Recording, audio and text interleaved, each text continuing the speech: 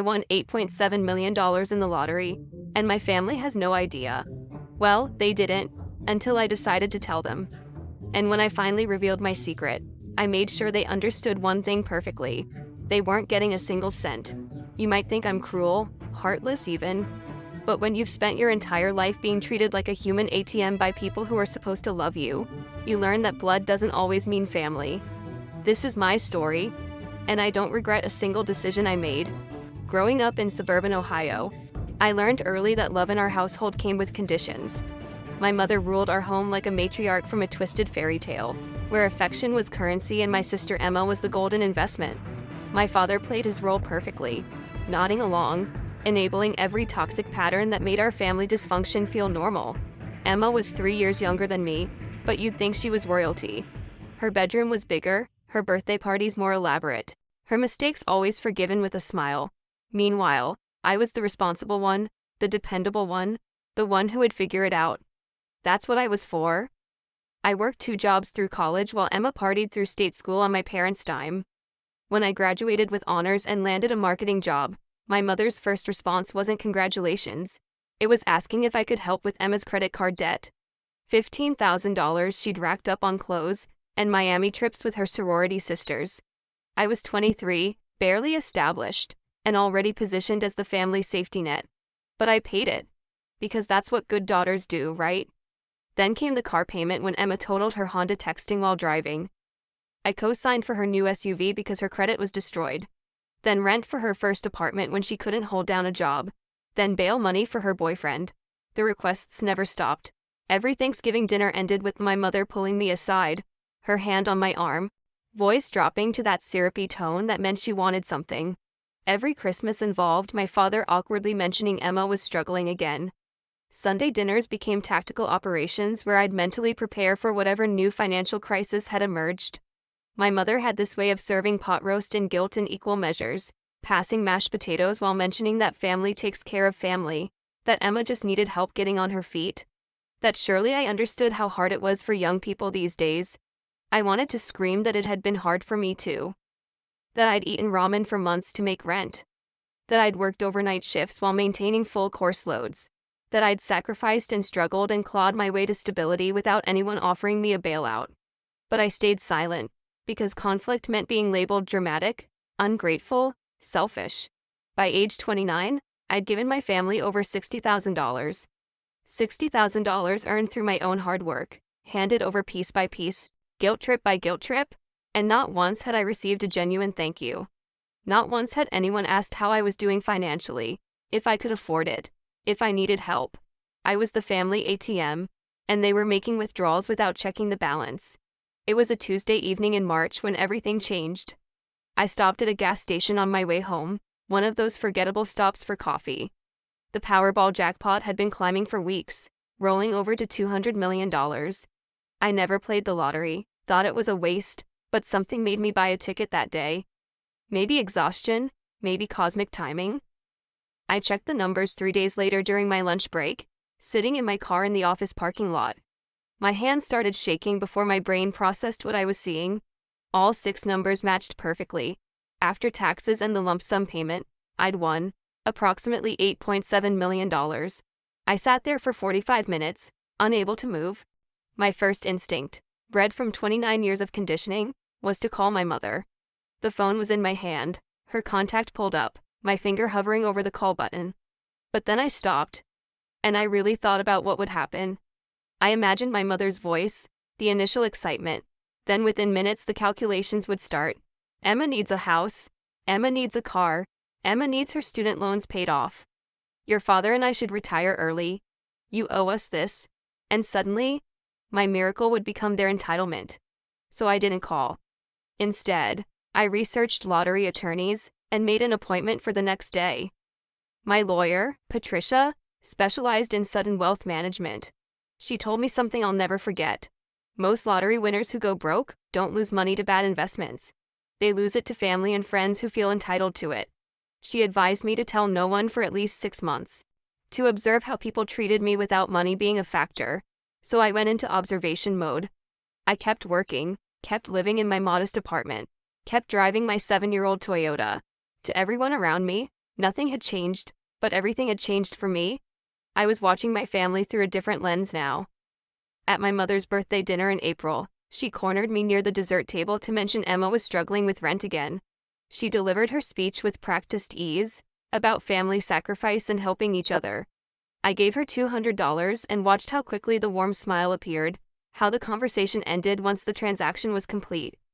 Emma got engaged in May to a guy she'd been dating for 4 months. The engagement party was at my parents' house, all paid for by them. Emma pulled me aside, champagne in hand, and asked if I'd contribute to the wedding. $5,000. Like it was nothing.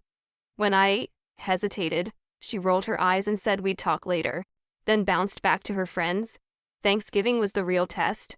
My mother made her famous turkey and used the occasion to orchestrate emotional manipulation. She gave a toast about family being the greatest blessing, about supporting each other, her eyes landing meaningfully on me. Emma chimed in about how she couldn't wait to buy a house someday, if only she could afford a down payment. Everyone laughed knowingly. I smiled, I ate my turkey, and I watched them like a scientist observing specimens. The more I observed, the clearer it became. My family didn't love me, they loved what I provided. Telling them would be the worst mistake of my life. So I stayed silent, and I planned. The phone call came on a cold January morning, 9 months after my win. My mother's voice was trembling, weak, nothing like her usual commanding tone. She'd been diagnosed with stage 3 breast cancer. She needed surgery immediately. Insurance wasn't covering everything. She needed $30,000 for treatments. She was dying, and she needed my help. My heart dropped. Every instinct screamed to help, to transfer money immediately. But something felt off. Maybe the 9 months of observation had sharpened my instincts. Maybe it was the convenient round number mentioned before diagnosis details. I told her I'd call back. Then I did something that felt terrible but necessary. I called her doctor's office, explained I was her daughter, that she'd told me about a cancer diagnosis. The receptionist was confused. She put me on hold, came back, and gently told me my mother had been in for a routine checkup 2 weeks ago. Everything was fine, no cancer, no diagnosis, no surgery scheduled. My mother had lied about having cancer to extort money from me. I sat with that information for 3 hours, feeling every emotion cycle through. Disbelief, rage, grief, finally clarity. This was who she was. I was done. I called her back. My voice was steady, calm, almost cold. I told her I'd spoken with her doctor. I knew there was no cancer. The silence was deafening. Then came tears, backtracking, the new story. She'd been confused, misunderstood the doctor, was worried about medical bills in general. I was being cruel to fact-check my own mother. I told her I wouldn't be giving her money anymore. For anything. Ever. The ATM was permanently closed. She cried, then got angry. How dare I accuse her of lying? How dare I abandon family? My father got on the phone, asking why I had to make everything difficult, why I couldn't just help out, why I was tearing the family apart. I hung up. Didn't answer when they called back 17 times that day. 3 weeks later, Emma texted. She wanted coffee. Just us, sister to sister. Against better judgment, I agreed. We met at Starbucks. She ordered an expensive latte and pastry, didn't offer to pay for mine. Then she got to the point. She and her fiancé wanted to buy a house. They needed help with the down payment. $200,000. She said it casually, like asking to borrow a sweater.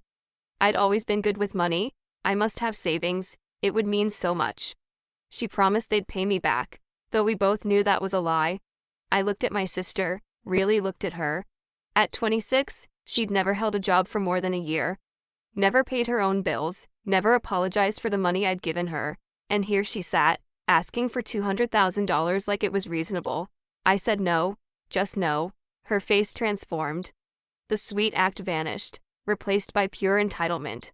She told me I was selfish, that I'd always had it easier, that I'd always been mom and dad's favorite, which was absurd. She said I was jealous of her engagement, of her happiness, that I was bitter and lonely. I let her finish.